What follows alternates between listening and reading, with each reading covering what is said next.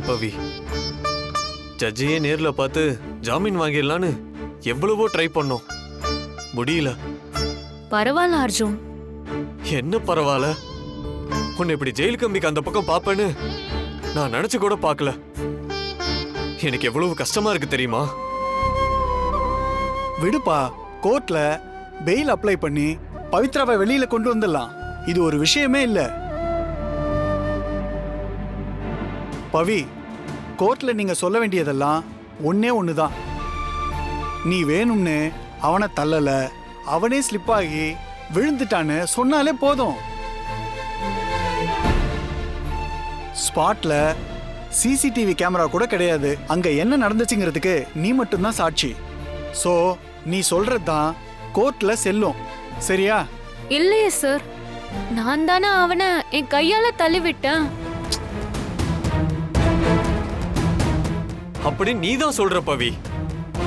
நீ இந்த கொலையை செஞ்சதுக்கு வேற எந்த சாட்சியும் இல்ல. இங்க பாரு பவி, அங்க என்ன நடந்துச்சுங்கிறத தயவு செஞ்சு மறந்துரு. உங்க 2 பேருக்கும் கல்யாணம் நடக்கணும். கொஞ்சம் யோசி பவி.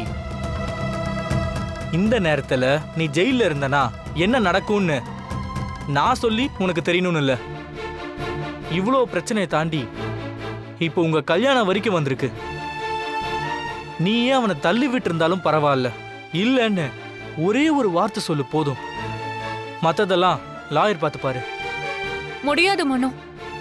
ஒரு பொய் சொல்லி நான் இதுல இருந்து தப்பிக்க விரும்பல. அப்போ நீ சொன்ன அத்தனையும் உண்மை, இத நாங்க நம்பணும். முதல்ல அந்த இடத்துக்கு நீ ஏன் போனன்னு சொல்ற காரணமே எனக்கு நம்புற மாதிரி இல்ல. ரெண்டாவதா, அவனை மலையில இருந்து நீ தள்ளி விட்டுன்னு சொல்ற பாரு, அதை என்னால சுத்தமா நம்ப முடியல. எதையுமே நிதானத்தோட செய்யற நீயா ஒருத்தர மலையில இருந்து அசால்ட்டா தள்ளி விடுவ? இதுல ஏதோ ஒரு உண்மைய நீ எங்க கிட்ட இருந்து மறைக்கிற. ப்ளீஸ் பவி, என்னன்னு சொல்லு. அட்லீஸ்ட் அது என்கிட்டயாவது சொல்லு. என்ன நடந்தாலும் சரி, வீட்ல இந்த விஷயத்தை பத்தி யார்கிட்டயும் சொல்ல மாட்டேன்னு எனக்கு சத்தியம் பண்ணு. பண்ணு. இல்ல அர்ஜுன், நான் எதையும் மறைக்கல, நடந்ததை தான் சொல்றேன். ஜோசியர் சொன்ன மாதிரி நம்ம கல்யாணத்துக்கு முன்னாடி நான் ஜெயிலுக்கு போகணும்னு இருந்திருக்கு. அதனாலதான் இப்படி எல்லாம் நடந்திருக்கு. என்ன பவி பேசுற? நீ ஜெயில இருக்கன்னு காரணம் காட்டி அர்ஜுனோட அப்பாவும் அம்மாவும் இந்த கல்யாணத்தை நிறுத்திட்டா என்ன பண்ணுவ? அப்படி நடக்க வாய்ப்பே இல்ல மனோ.